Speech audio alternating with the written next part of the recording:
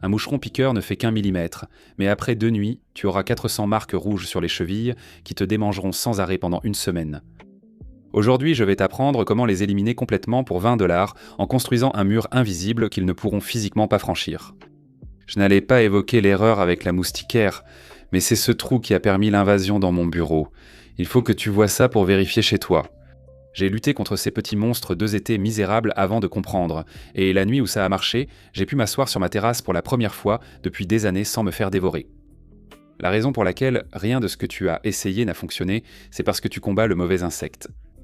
Tu appelles ces trucs des moucherons. Ce n'en est pas. Les moucherons ne peuvent pas piquer, leur bouche ne le permet pas. Ce qui t'ouvre la peau, c'est presque certainement un moucheron piqueur, ou ce que la plupart des gens appellent un no-see-um. Et cette seule erreur d'identification est la raison pour laquelle tu as perdu tout un été à te battre contre un insecte que tu n'as jamais vraiment eu. Voici pourquoi c'est important. Tu as mis un piège au vinaigre de cidre, car c'est ce qu'Internet t'a conseillé. Une semaine plus tard, il n'a rien attrapé d'autre que ta déception. Ce piège était conçu pour les mouches des fruits et les moucherons du terreau, des insectes qui chassent à l'odeur, qui s'enivrent du parfum de la fermentation et plongent dans le bocal.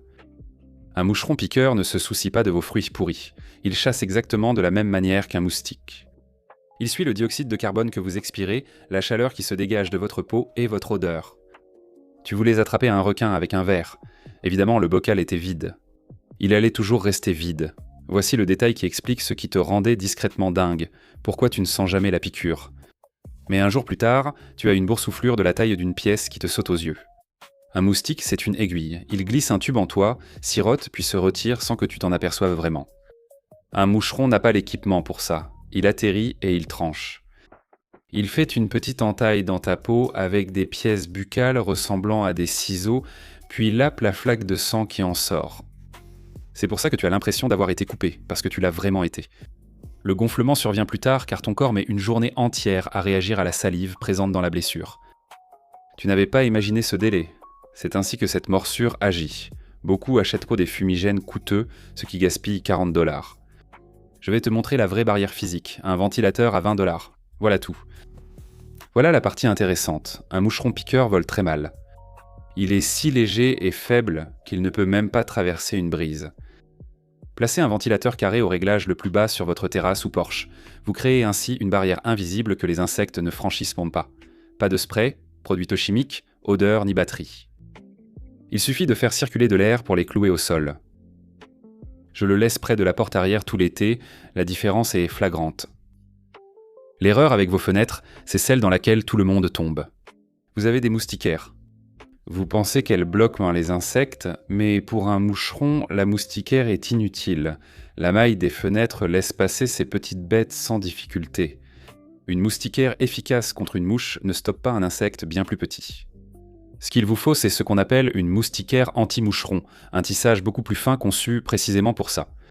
Quelques dollars le rouleau, à installer en une après-midi sur une fenêtre ou le cadre d'une véranda. Et la plupart des gens luttent contre ces piqûres pendant des années, sans jamais se rendre compte que l'insecte entrait tranquillement par ce qu'ils pensaient être leur protection. Vérifiez l'écartement des mailles de vos moustiquaires ce soir, vous risquez d'être agacé par ce que vous trouverez. J'ai lutté 2 étés avant de comprendre que la solution était sous le jardin, pas dedans. Je vais vous expliquer. Ignorez le conseil de vider l'eau stagnante. Ces moucherons ne se reproduisent pas dans l'eau libre.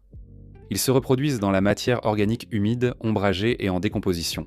Massifs de paillis détrempés, gouttières bouchées de feuilles mouillées, coins du jardin toujours humides, crasse dans une soucoupe de plantes oubliées. C'est la nurserie. Repérez l'endroit le plus humide, ombragé et négligé de votre terrain, puis asséchez-le. Nettoyez la gouttière, étalez le paillis pour exposer la terre au soleil et réparez le drainage du coin humide. Ainsi, vous empêchez les insectes d'éclore au lieu de les chasser.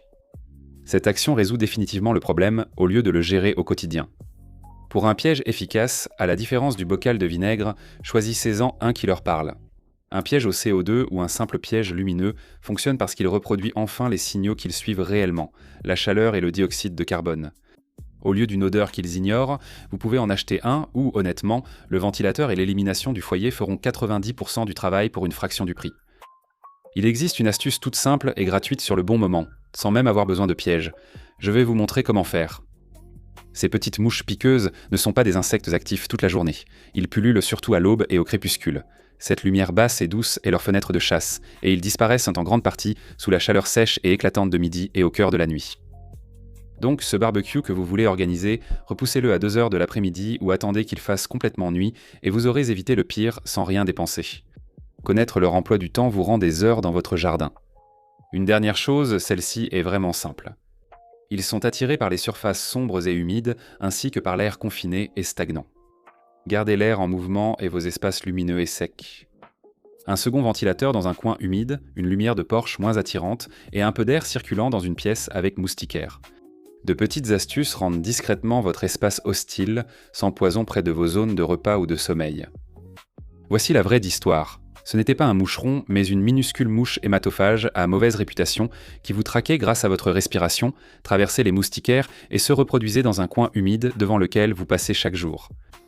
La solution n'était pas un seul produit, mais un ventilateur, une moustiquaire plus fine et un jardin sec. Bon marché, presque gratuit, et ça fonctionne vraiment, ce qui est plus que je ne peux dire pour ce bocal de vinaigre.